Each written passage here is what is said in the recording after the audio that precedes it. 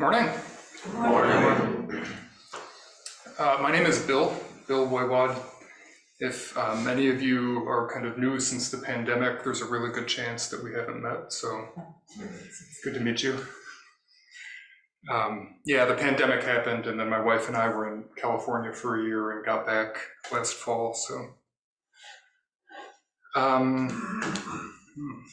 Beautiful day out today. I think, in Minnesota we get like acclimated to really cold weather. It feels like spring to me, honestly, like the birds chirping and it's like 23 degrees and like it's frozen. Yeah. Right? Okay.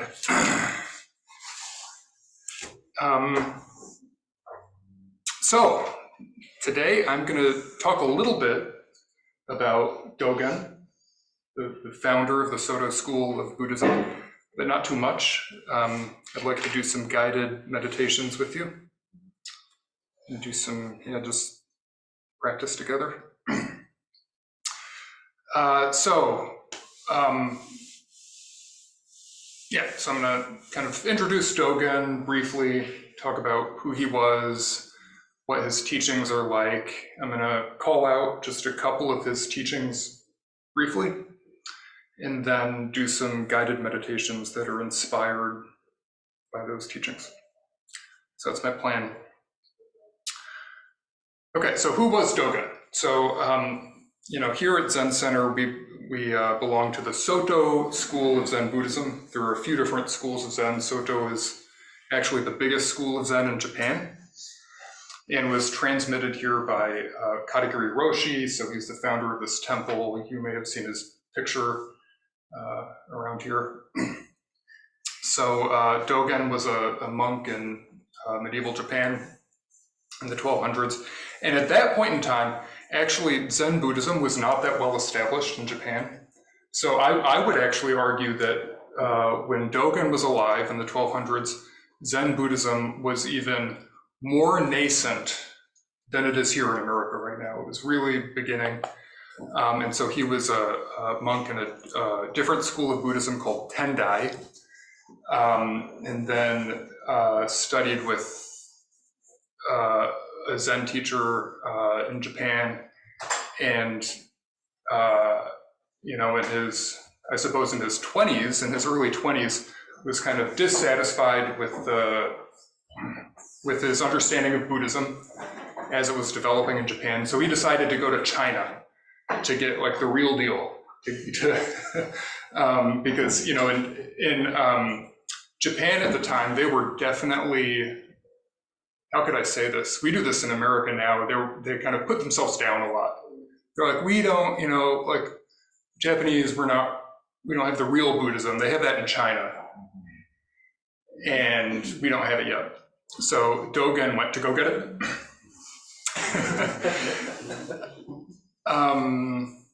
So Dogen goes to China, and he goes to a bunch of kind of famous monasteries. He goes to visit all the famous teachers that were around at the time. And the way the story is often told, it's like he strikes out once and strikes out again. And so, he goes to all these different teachers and he's dissatisfied. Some of them are kind of corrupt, or they're on the take, they're getting money from the government, or but finally he gets to this monastery. The Japanese pronunciation is Rujing. So he gets to Rujing's monastery, and Rujing has something real to teach him. They really connect, and so Rujing was a member of the Soto school in China. So they got along well, and Dogen felt that the teaching that was transmitted to him was the true teaching. So he got what he was looking for, and so Rujing, gives him Dharma transmission, certifies his enlightenment, and he goes back to Japan. And so in Japan, Dogen did a lot of stuff. I'm not going to talk about all of it. But I guess the main point I want to make is that he was a really prolific writer. he wrote a lot.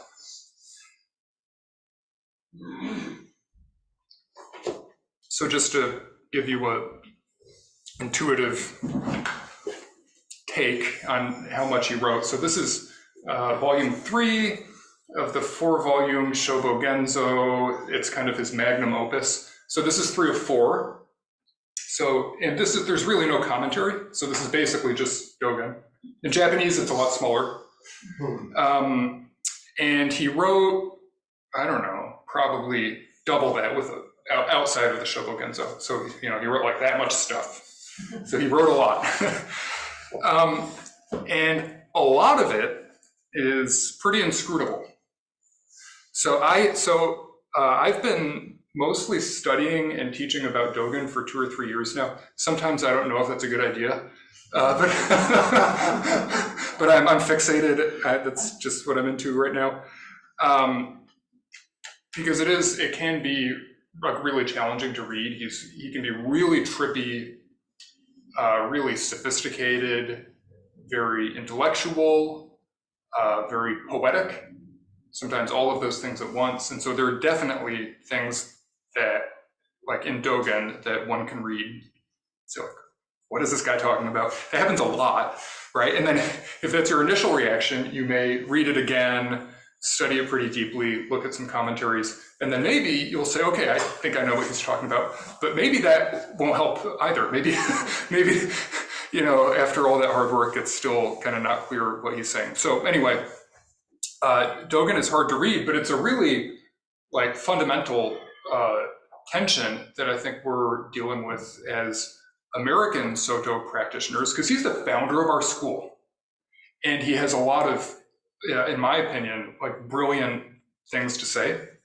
So so we can't just like ignore him or say, look, he's too inscrutable, it's too hard to read, we're just gonna bypass it or kind of forget it. Yeah, he has a lot to offer, and I think a lot that's really critical, but it's hard to access, for sure. So there's a tension there. Okay, so that's Dogen. Anything else to say there? No, I think that's good enough. So one of the challenges that I think Americans confront when they are introduced to Dogen and Soto Zen, kind of traditional Japanese Soto Zen in particular, is that there is very minimal advice about how to actually do meditation from like a mental perspective. They just really don't talk about it a lot. Now, my kind of thesis in this talk is actually that they talk about it some. So he wrote that much, right? Like 98% of it, it's true, but there's 2% of 5,000 pages or something. They talk about it some. I think when we look at it closely, there's actually a lot of nuggets we can pull out of it. But it's pretty unusual. So,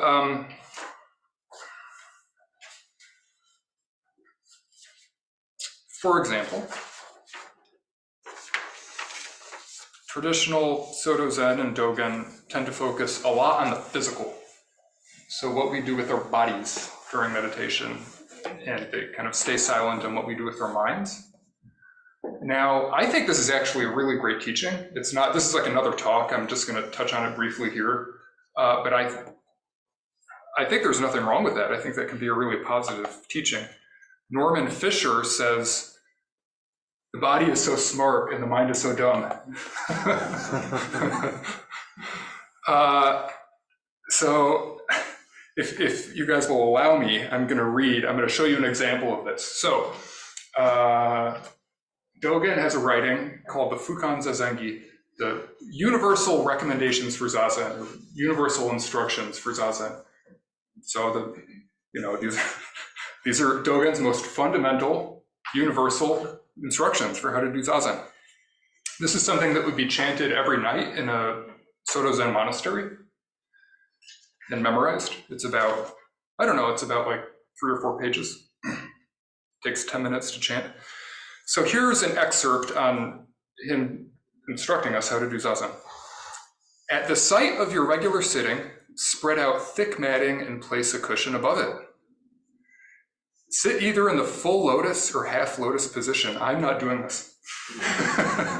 In the full lotus position, you first place your right foot on your left thigh and your left foot on your right thigh. In the half lotus, you simply press your left foot against your right thigh. You should have your robes and belt loosely bound and arranged in order. Then you place your right hand on your left leg and your left palm facing upwards on your right palm, thumb tips touching. Thus sit upright in correct bodily posture, neither inclining to the left nor the right, neither leaning forwards nor backwards. Be sure your ears are on a plane with your shoulders and your nose is in line with your navel. Place your tongue against the front roof of your mouth with teeth and lips both shut. Your eyes should always remain open, and you should breathe gently through your nose. Once you have adjusted your posture, take a deep breath, inhale, exhale, rock your body right and left, and settle into a steady, immovable sitting position. There you go. Now you guys know how to do zazen. So it's all physical. I mean, he's literally describing what do you do with your body when you do zazen. And, like I said, this is like another talk. I'm not going to get into it too much, but I think there is a lot of wisdom there. So Masunaga Roshi, who is a Japanese Zen teacher who came to America actually before Suzuki Roshi, I'm told, would talk about mind-body alignment, right? So you're like doing zazen externally with your body, you're doing zazen internally, right? You're aligned externally, you're aligned internally. Stacy Lee King, who is a practitioner here for a long time and moved out of state, once described it to me as an asana, so like a yoga posture. Like we're assuming this posture, it's something we enact, it's something we're actively doing with our bodies. So yeah, I think focusing on the physical stuff is pretty cool, but sometimes it's insufficient, or sometimes we want more. And meditation is definitely a mental exercise. So what else can we glean from Dogen's teaching, or what else can we learn that might help us understand how we can meditate from a mental perspective? Get to that in a second. Okay, so going back to the Fukan Zazengi, one last point. Okay, settle into a steady, immovable sitting position. And then what he says next, what should I think of when I'm meditating? You should practice not thinking. How do I practice not thinking? Non-thinking. This is the essential art of Zazen. Okay, so so he's actually suggesting something that we can do with our minds. It's pretty vague. This is something Dogen talks about a lot, the think not thinking thing. It's not just in Fukan Zazengi, it's in lots of his other writings. It's actually a koan from Chinese Zen. I'll read it briefly. When priest Yaoshan was sitting in meditation, a monk asked, "What do you think about sitting in steadfast composure?" Yaoshan said, "I think not thinking." The monk said, "How do you think not thinking?" Yaoshan said, "Non-thinking."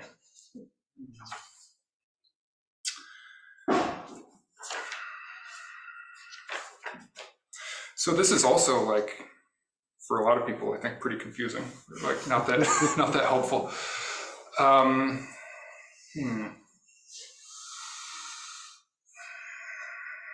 So yeah, Dogen is like this.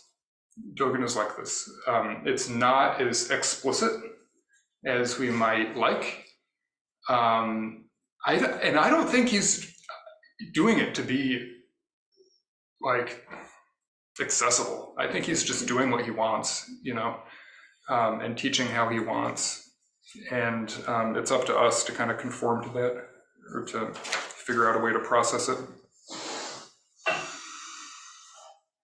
Okay, so yeah, so Dogen has like a reputation for this stuff, for being way out there, really hard to understand, and for not giving a lot of instruction on meditation. And like I said, I think that that's generally true. I don't want to overstate my argument here, but it's not entirely true. He definitely does offer some teaching on how to do meditation. Okay.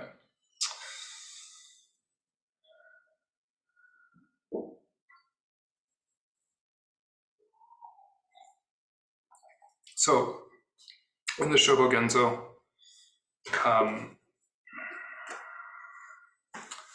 in a fascicle called, Ben, I actually thought of you when I was reading this. I don't know if you've come across it, but Sangha Yuishin, the triple world is just mind.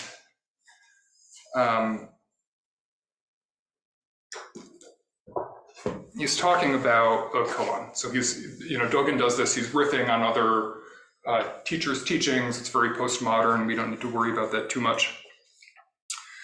The great master says, I call this thing bamboo and wood. So it's just some quote from a koan. I'm not going to explain the koan. And here's what Dogen says about that.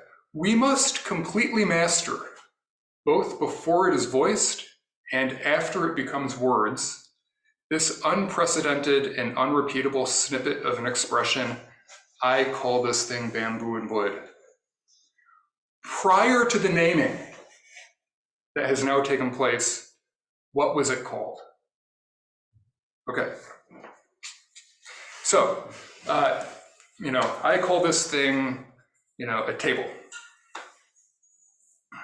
That's a name, I'm giving it in English. And it's an idea, it's a concept, but actually our experience can be much more fundamental than that without adding this layer of cognition on top of it. So let's say, it was 45 minutes ago when we were all sitting in Zazen in here. It was nice and quiet, and then a plane goes over. We're in South Minneapolis. And so first, what would happen? So first we actually hear something. There's auditory sensation without any kind of concept attached to it. And, if you're, an adult, you probably, like within a split second, attach the concept. So we get the auditory sensation, and it's like, okay, that's a plane. No, that's a plane. You can categorize that as being a plane. And then from there, there are different directions we could go in. We could actually come back to the auditory sensation. We could come back to our breathing or to our bodies. Or we could maybe say, oh, why is that plane so loud? And the carbon emissions on those planes, I think, it's really terrible. And then we're like off to the races. And that might last for, minutes or until the end of our Zazen period. But all kind of fueled by this initial connection that we're making between our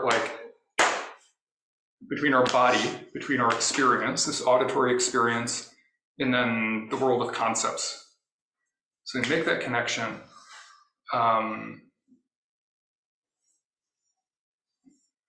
it's not I don't mean to suggest that that's a bad thing, but I think for most people,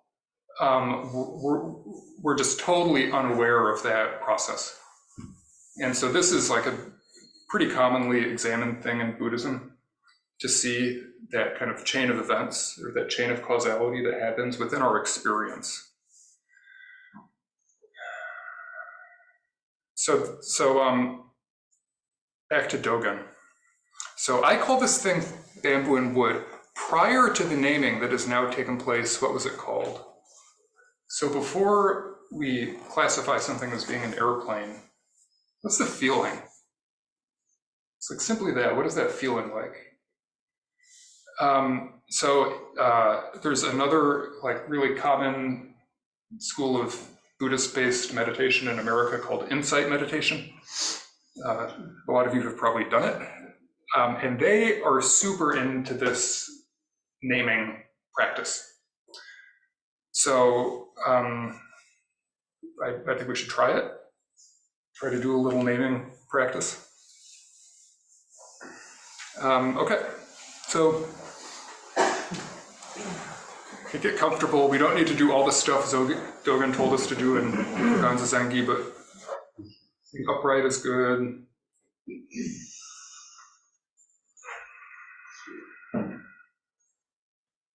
Just take a couple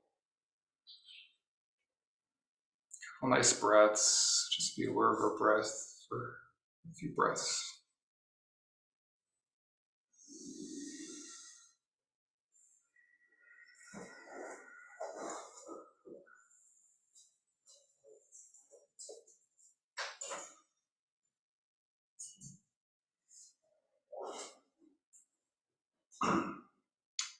Okay, let's bring our attention to our experience. Just keeping an eye on the things that come up.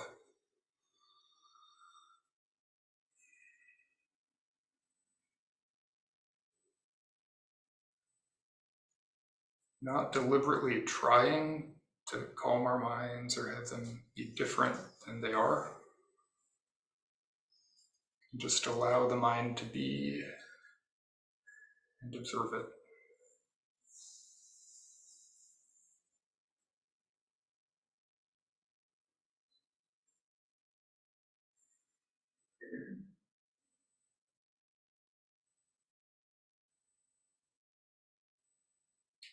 Things will appear, things will come in.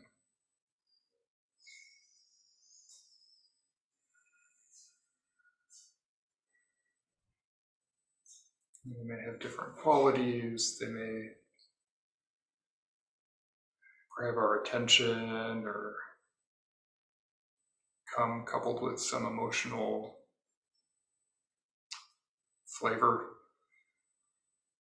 Whatever that activity is, all we're doing is observing. No judgment.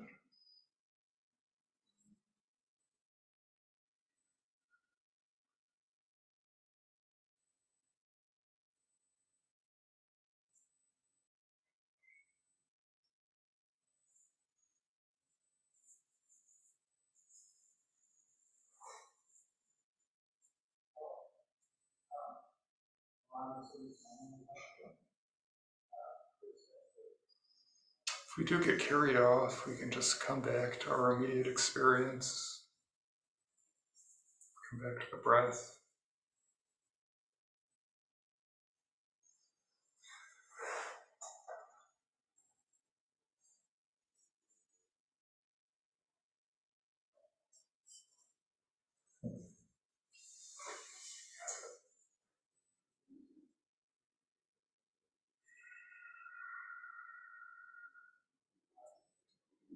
Okay, now as things are coming up,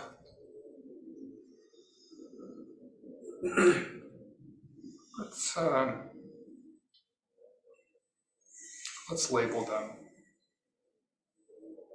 I hear an airplane.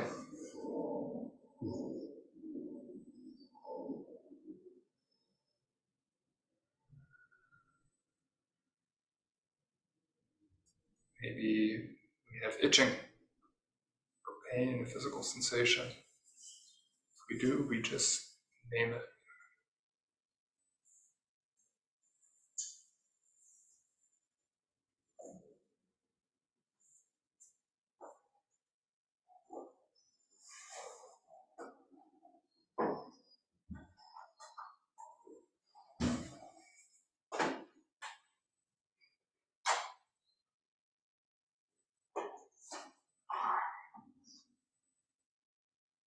We may have mental objects come up.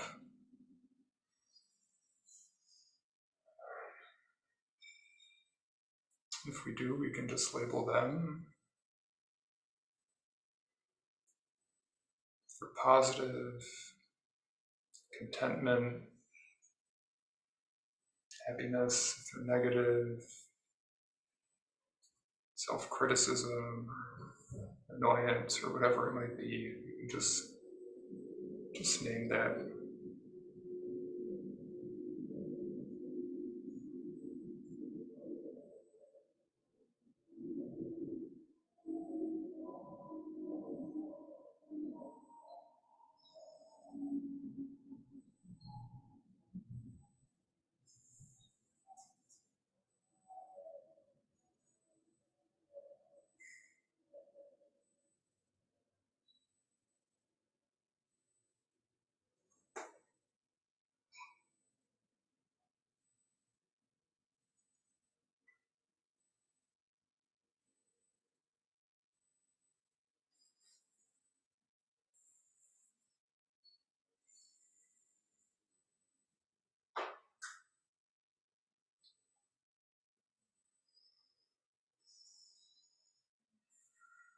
Now, as these thoughts and sensations continue to come up, let's continue naming, but make it even more general, even more abstract. If we hear a sound, we can just label it sound.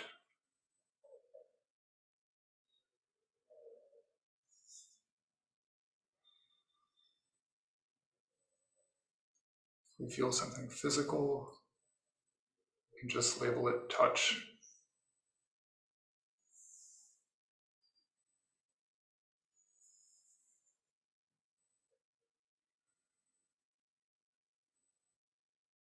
Thoughts, we can label as thoughts.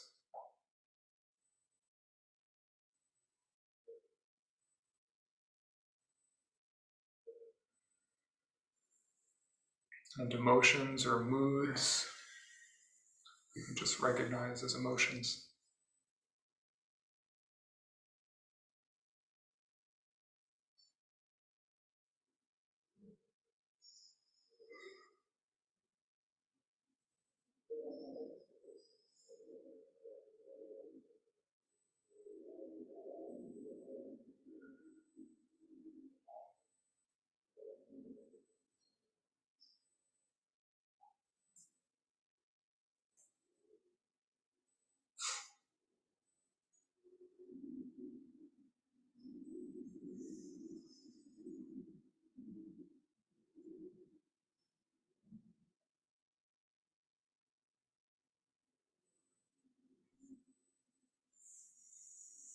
We can gradually bring our attention back to the room, other people here.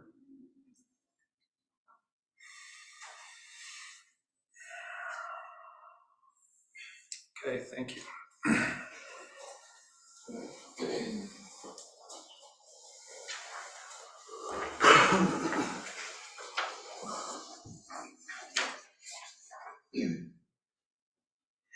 So yeah, naming practice.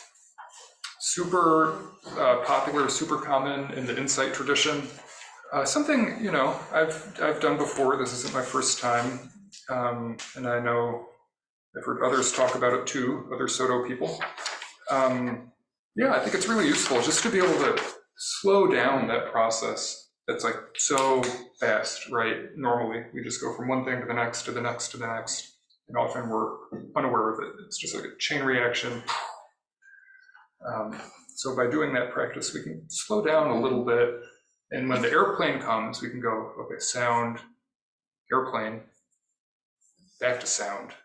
Instead of going sound, airplane, it's annoying, carbon emissions, global warming, Okay. So, in another fascicle from this same volume of the Shobo Genzo called Hosho, Dharma Nature, or Dharma Nature.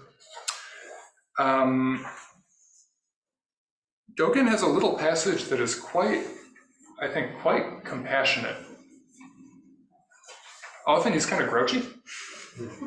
He really like dishes on his opponents. He does not pull any punches. Yeah, ordinary people. Watch out. He starts talking about ordinary people. But so sometimes he can be pretty gruff and stern. But I think he also has great compassion. So here he's talking about doubt. And I looked up the Japanese word, it really is doubt. And so I think he's talking about people who might have doubts about their practice in this context. But I think really it could be anything that we have doubt or like negative self-talk about. I think this technique can be helpful. So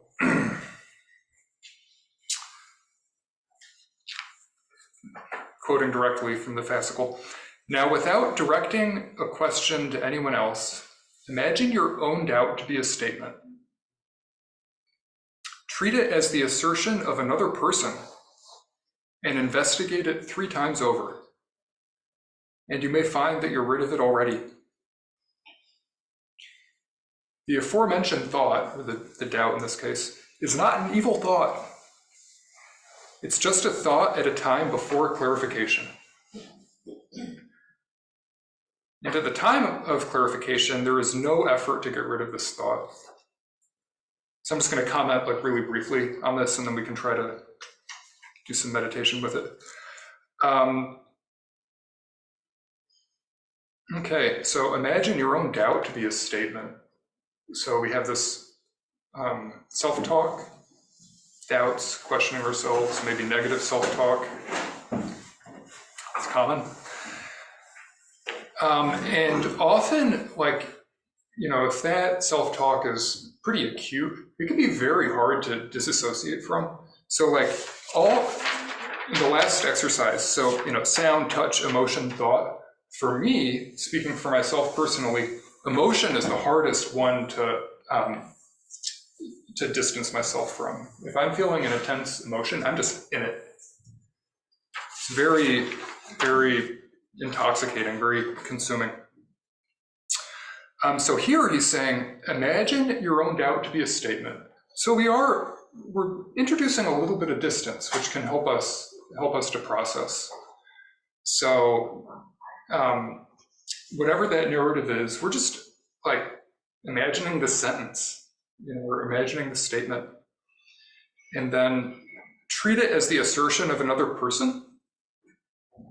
So now we're getting a little bit more objectivity, right? We're kind of imagining somebody else having the same train of thought, and investigate it 3 times over. So we just systematically are examining it, investigating it. And by doing that, kind of imagining it being a third party, you may just lighten up, right? Or you may have some more self-compassion for that narrative that you have. So that aforementioned thought is not an evil thought. So this is really important. When we do meditation, we may think that this stuff that's coming up, right, the internal rant about carbon emissions from airplanes, that's like bad, and we got to get rid of it. We need to like clear that stuff out because it's polluting our meditation. And that's just not it. That's not it. So those thoughts don't want to get gunned down. We have to have compassion for those thoughts, right? I mean, I'm really way overusing this metaphor, but the thing about the carbon emissions, I mean, that's a real concern, right? That's like a totally valuable concern, right? But so we don't want to gun it down. We don't want to clear it out. It's not pollution. We want to honor it and let it be. And if we honor it, actually it will just go on its way on its own.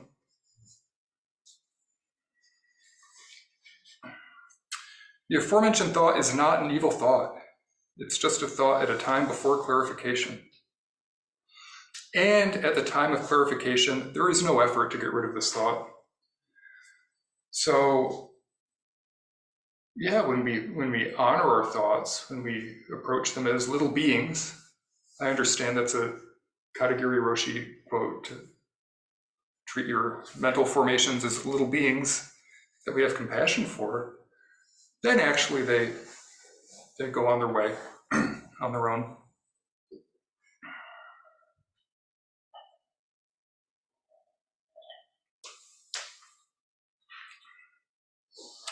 Okay. One more time. Let's do some meditation.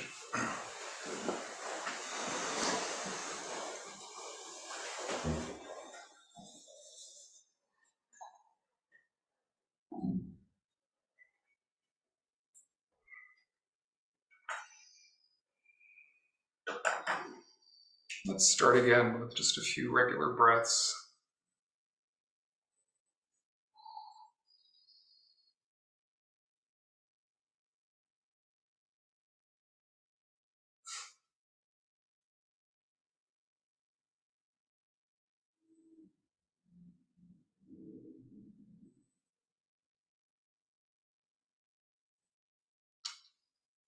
And let's just do one or two more breaths, really paying attention to the body and to the breath.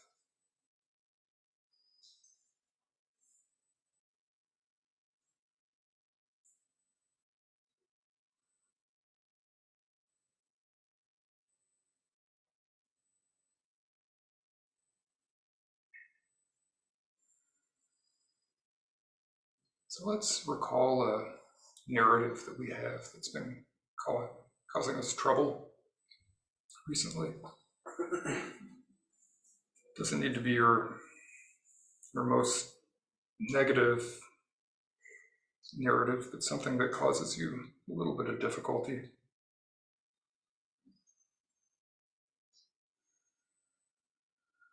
Something about yourself.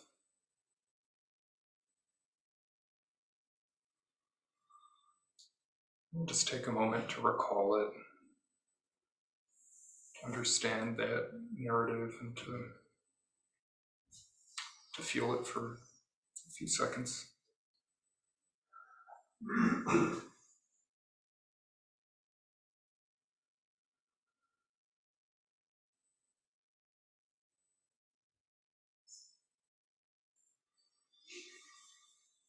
Now let's bring to mind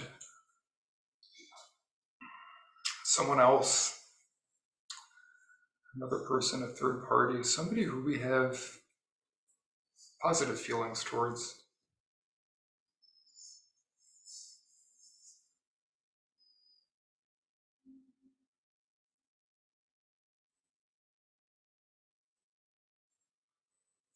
You can just invoke that person, maybe picture their face, feel the positive feelings that they bring up.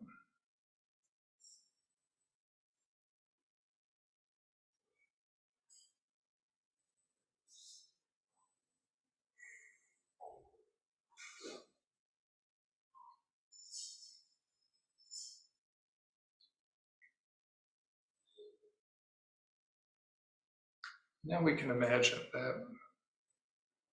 that person having that same difficulty that we're having, expressing the same kind of angst,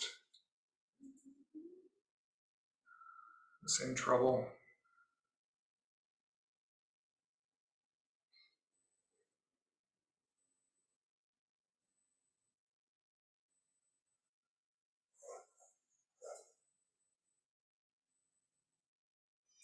Let's really imagine it 3 times. Let's imagine this person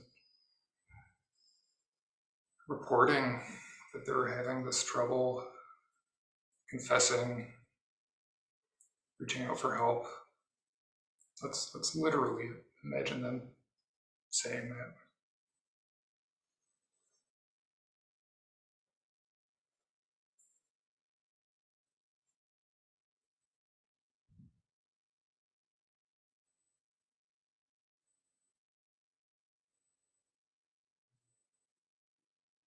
Let's do it a second time.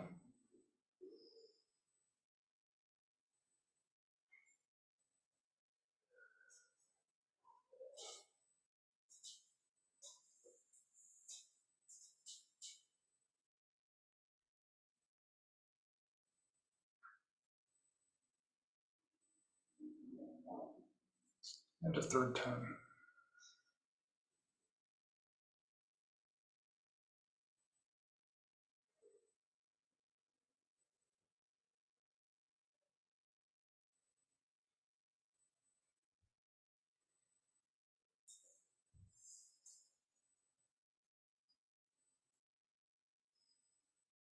And for a breath or two, let's just send our person some compassion and positive energy.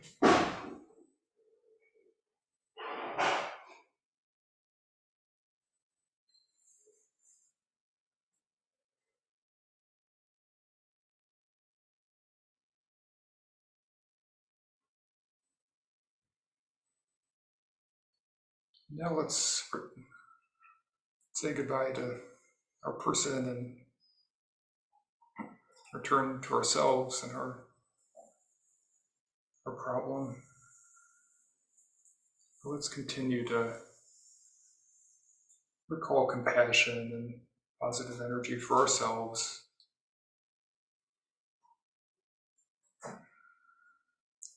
Just sending it inward, cultivating it internally.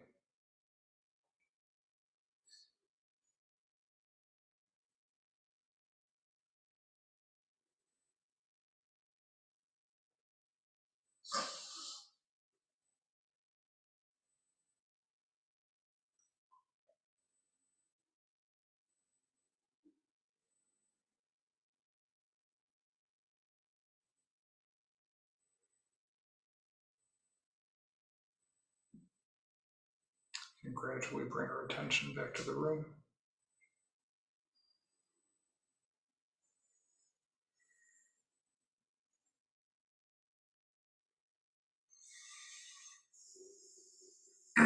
Thank you.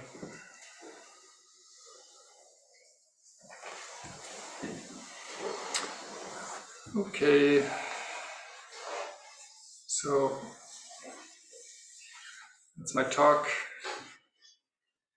I have to do a plug first before I finish up. So I told everyone how Dogen is like pretty well known for being hard to read, but he has one book that's way, way easier to read. This one, the Zooey Monkey. I describe this to people as Dogen if he talked like a regular person. So Tim Burkett and I are doing a class on this on Wednesdays, starting in a week and a half.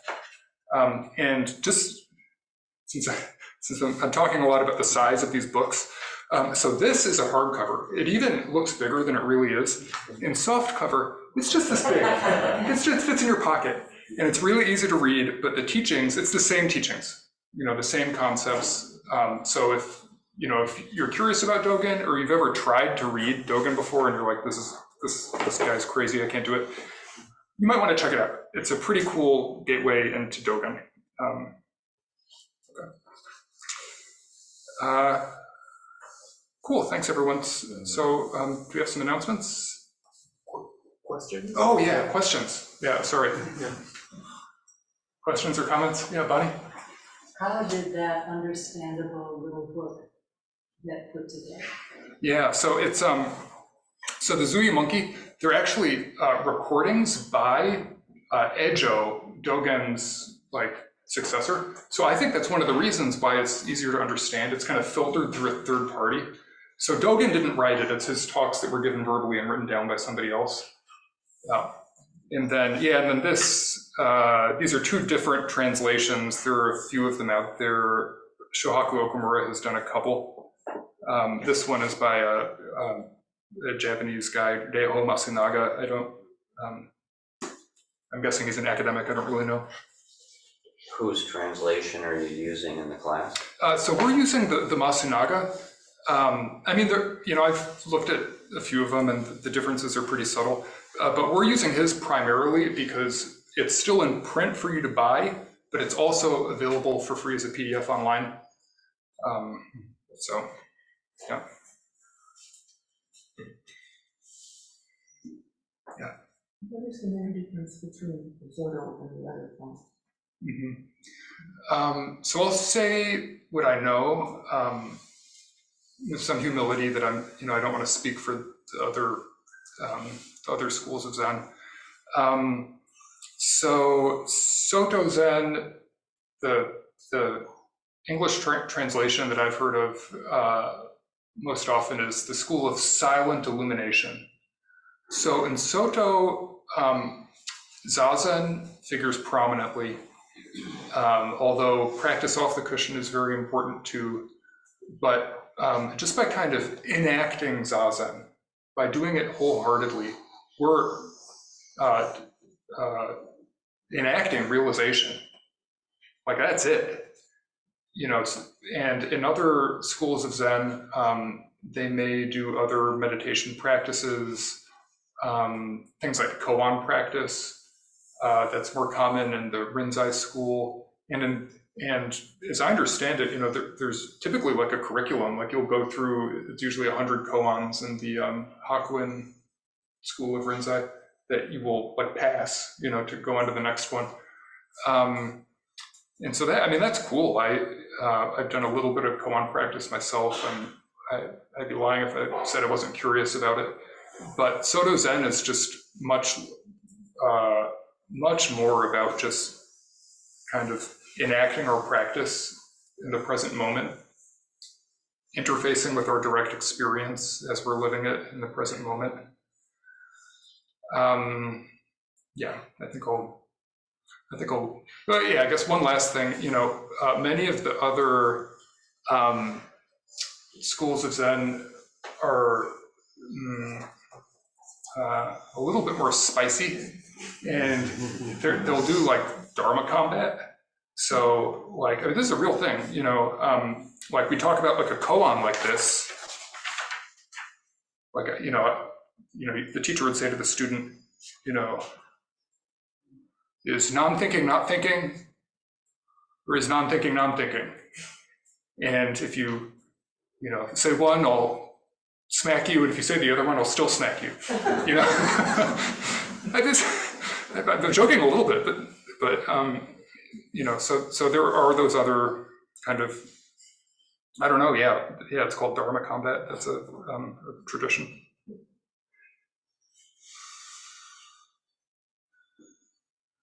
Steve? So Zooey Monkey is for the practitioner with the beginner's mind, and the Shobo Genzo is for the advanced practitioner.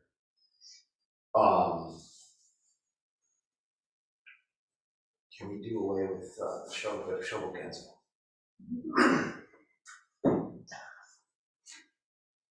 I don't, like, not everyone has to read the Shobogenzo, definitely not, but I like to read it, I think it's beautiful. So, but I think that what you're getting at, I think it is possible to condense down Dogen's core teachings into something that's accessible. I definitely think that. And the Zooey Monkey is probably the best like original text at doing that. But yeah, I love the Shobogenzo. Could you confirm for online the title of Masunaga? Oh yeah, that's a good point. Melinda pointed out to me this morning that we have the author and the year in the syllabus, but not the actual title of the book. Oh. It's hyperlinked, but on the paper copy, the hyperlink doesn't work. Whoops. It's called a Primer of Soto Zen. Yeah, Katie? Thank you for those practices. The naming practice was really interesting. Last night here we had movie night and we watched Arrival. Right. About trying to communicate with aliens. And it's all about how your language affects your thinking. And I think that's really important to remember, is that how we talk to ourselves will deeply affect how we think about things. some cultures don't have words for certain colors or certain emotions. So they don't think about them, they don't really experience them. So it's important to be aware of how you're talking to yourself. I just completely agree. Yeah, for sure. For sure. Yeah.